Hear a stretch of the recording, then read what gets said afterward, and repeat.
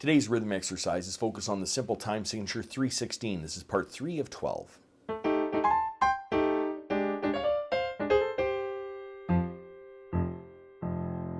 Welcome to my studio, Bach To Basics. This channel is where you can find videos to further your music studies. Let's read some rhythms.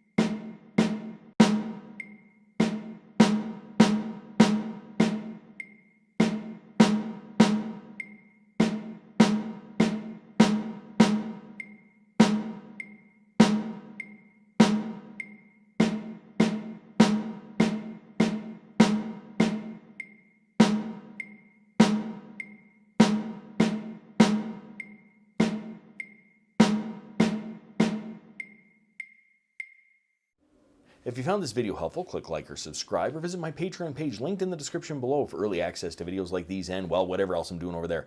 Thanks for watching. I'm just a music teacher having fun. Catch you on the next one.